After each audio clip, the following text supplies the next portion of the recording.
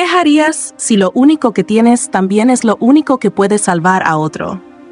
En un mundo donde cada uno lucha por lo suyo, hay decisiones que parecen locura, hasta que el tiempo revela que eran actos de grandeza. Esta es la historia de una elección pequeña a los ojos del mundo, pero inmensa a los ojos del corazón. Bạn muốn tôi nói phần này với bài học giáo dục đã viết ở trên không? Durante la dinastía de los Reyes Católicos, en una aldea olvidada de la Sierra de Guadarrama, vivía un maestro modesto llamado Don Esteban. 40 y pocos años pesaban sobre su espalda encorvada por las deudas, las vigilias y la responsabilidad. Enseñaba letras y números a los niños del lugar, ganando apenas lo suficiente para comprar pan duro y algo de aceite. Su casa, una construcción vieja de adobe con techo de tejas rotas, era más un refugio del viento que un verdadero hogar. Era 29 de diciembre. El aire cortaba como cuchilla y el silencio de la alacena era más cruel que el frío.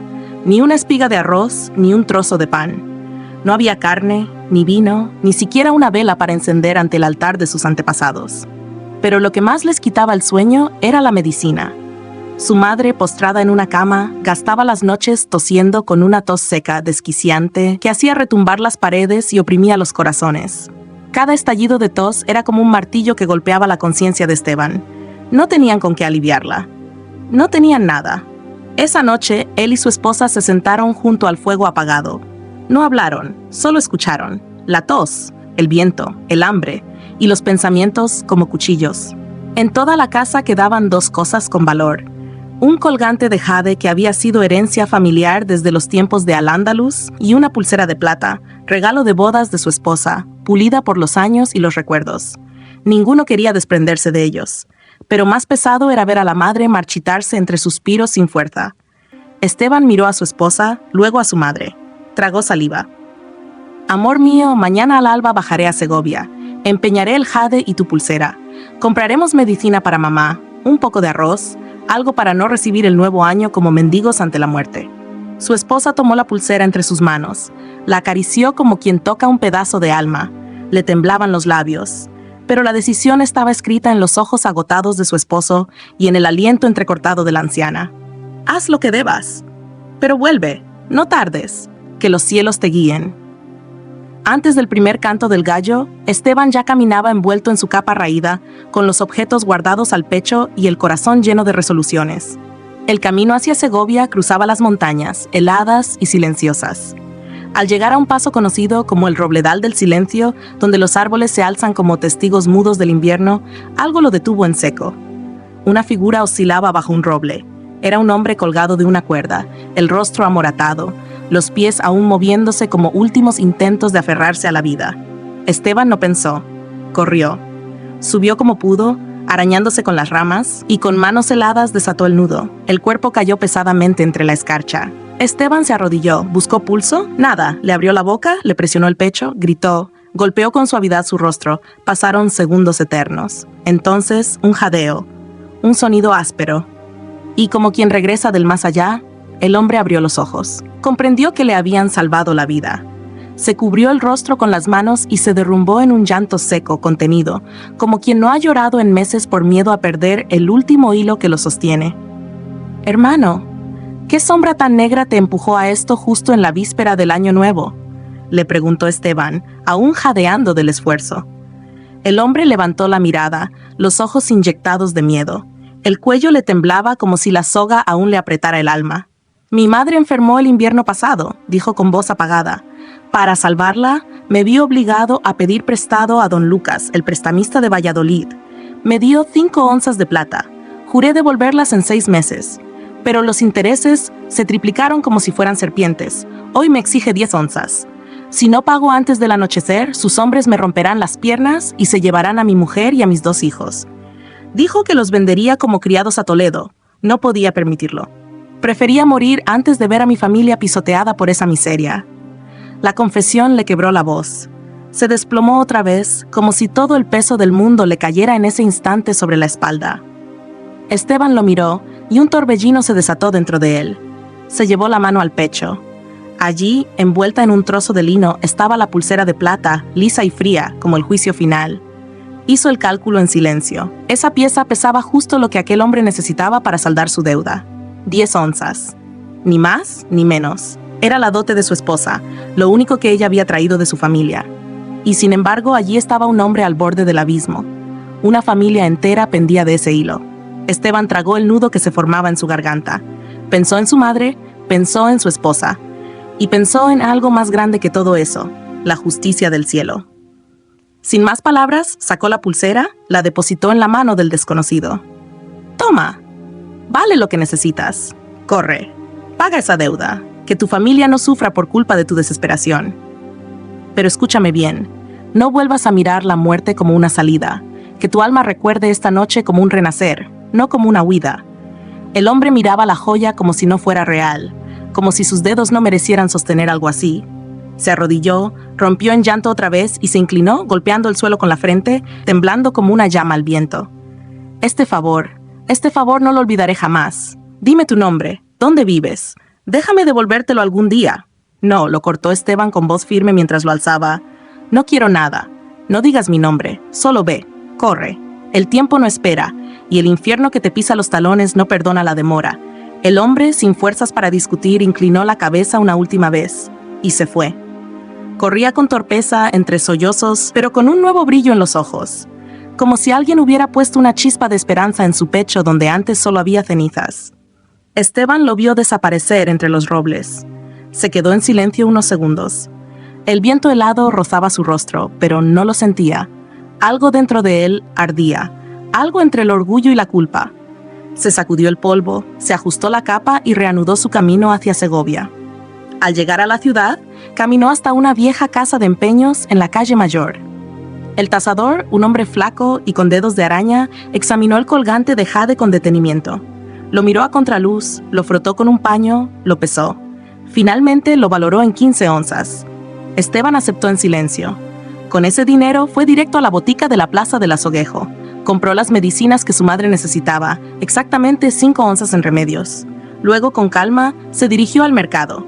Compró arroz, un saco pequeño de harina y un trozo de carne que aún humeaba. Esa noche pensó, no sería de hambre. Al menos no de cuerpo. Ya era casi de noche cuando emprendió el regreso, cruzando de nuevo la Sierra de los Olmos. El cielo era una sábana púrpura y las estrellas comenzaban a asomar entre las nubes como si espiasen desde lejos el destino de los hombres. Casi al llegar al robledal del silencio, Esteban oyó un llanto bajo, casi sofocado. Se acercó con cautela y a un lado del camino, entre las piedras y la hierba escarchada, vio a un joven. Estaba sentado, con la cabeza entre las rodillas, temblando. A su lado, una caja de madera abierta, los libros esparcidos por el suelo como hojas de otoño. «Hermano, ¿qué te ha pasado?». El muchacho levantó el rostro, los ojos hinchados, la cara enrojecida por el frío y el llanto. «Señor, yo iba camino a la capital para presentar los exámenes imperiales. El día que don Esteban eligió la bondad, el curso invisible de su existencia se torció como un río que encuentra un nuevo cauce. Aquel joven, arrodillado junto al camino de piedra que conectaba la Sierra de los Olmos con las puertas de Salamanca, lloraba con desesperación. Su ropa estaba rasgada, el rostro cubierto de polvo y lágrimas, y a su lado yacía una pequeña caja de madera rota, de la que asomaban libros maltrechos, algunos con las hojas sueltas. 10 años estudiando con velas prestadas. Gimió el muchacho entre sollozos. 10 inviernos de hambre, 10 veranos de trabajo en las huertas, todo lo ahorrado, 5 onzas de plata escondidas bajo el cinturón. Hace una hora, 3 hombres me asaltaron en la curva del camino. Me tiraron al suelo, me patearon, se llevaron mi dinero y mis zapatos.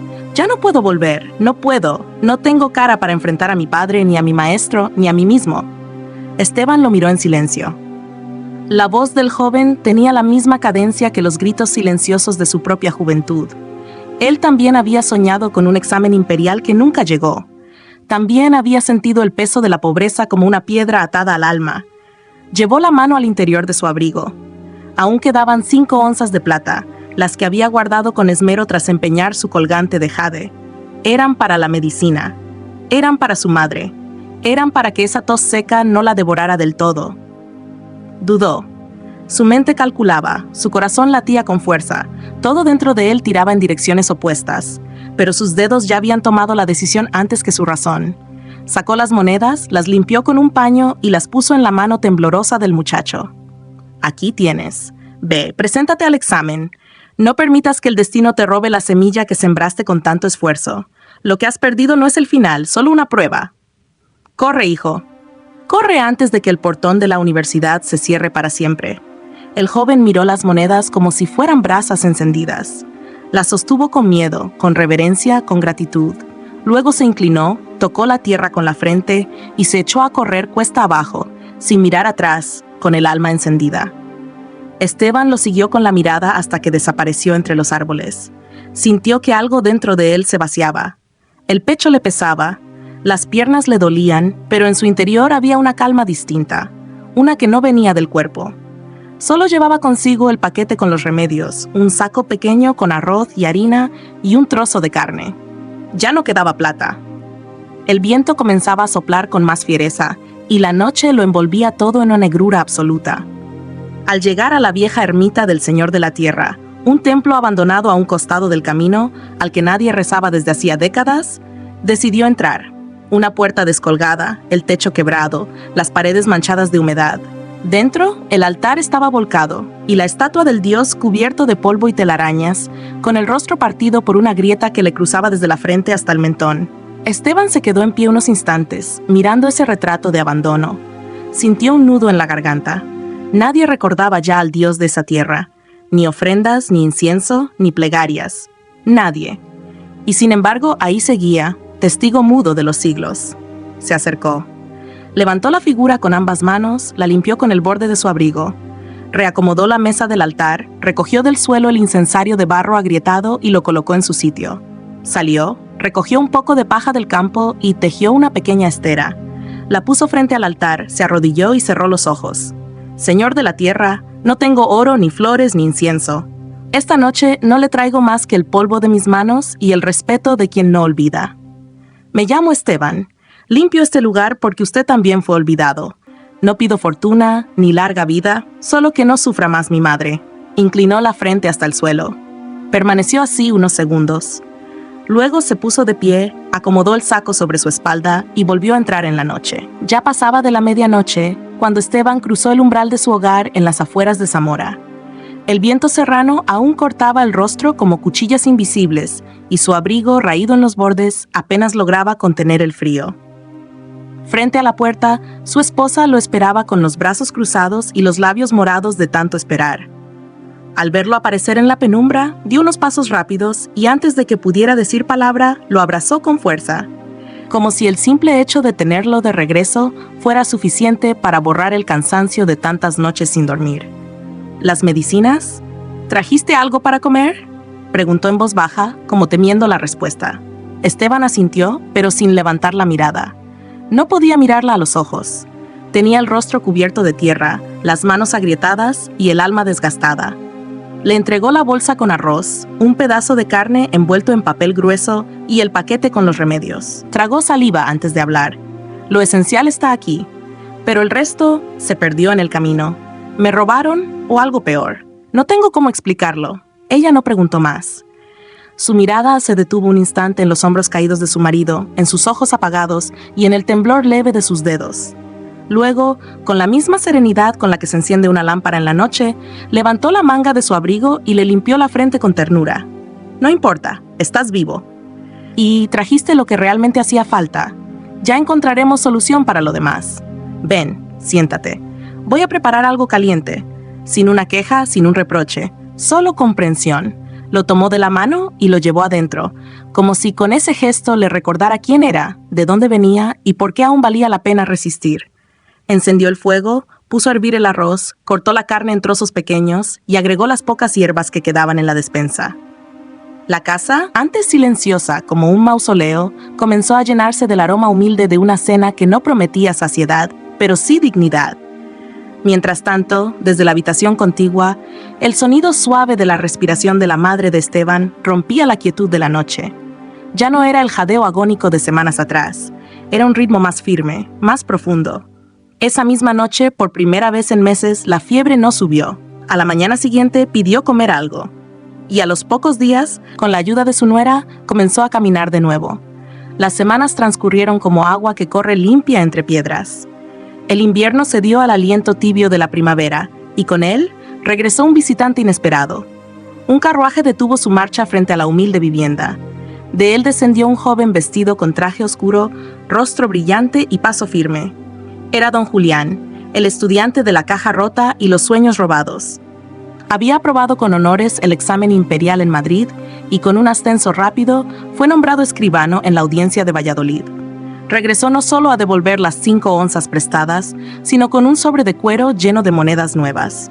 Lo puso en manos de Esteban y le dijo que ninguna deuda podía pagarse solo con dinero, que lo que él había recibido aquella noche era vida. Camino, destino. Gracias a ese inesperado impulso, Esteban pudo abrir una pequeña tienda en la ciudad vieja, cerca de la Plaza Mayor. Vendía utensilios de cocina, telas de lino, jabón hecho a mano. Era puntual, justo con los precios, y siempre saludaba primero a quien entraba.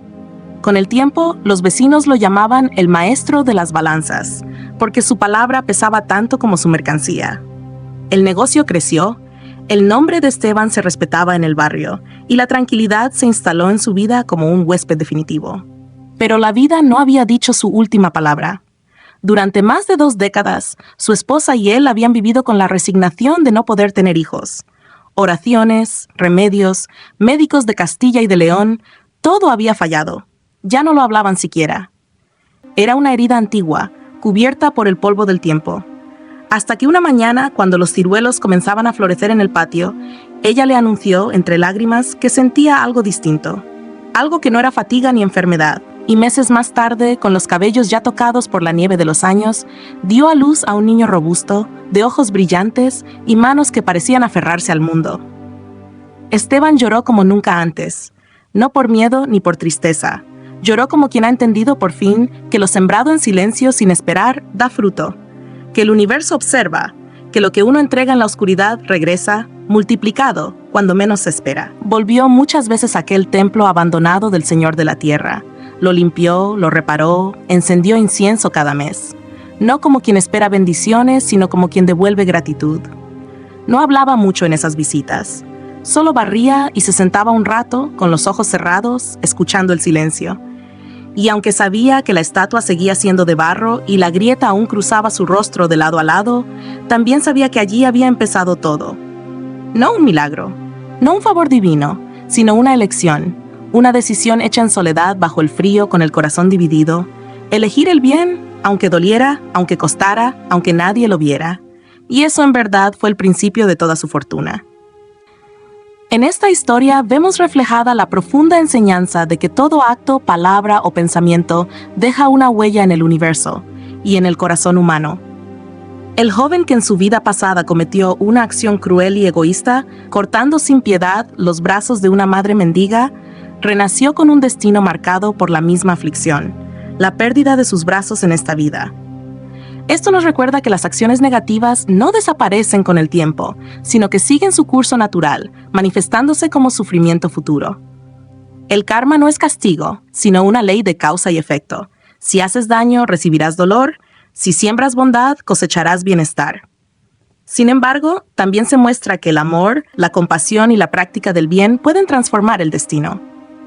A pesar de su sufrimiento, gracias a las virtudes acumuladas en muchas vidas, como su generosidad, su fe y su práctica espiritual sincera, el joven fue capaz de superar sus limitaciones, alcanzar la comprensión profunda del Dharma y liberarse del ciclo del sufrimiento. Enseñanza principal: ningún mal queda sin consecuencia, y ningún bien es en vano. Cultiva actos de bondad, compasión y sabiduría en cada momento, porque son esas semillas las que determinarán el fruto de tu destino. Nếu bạn muốn bản dịch tiếng Việt hoặc mở rộng thành video script mang tính truyền cảm, mình sẵn sàng hỗ trợ.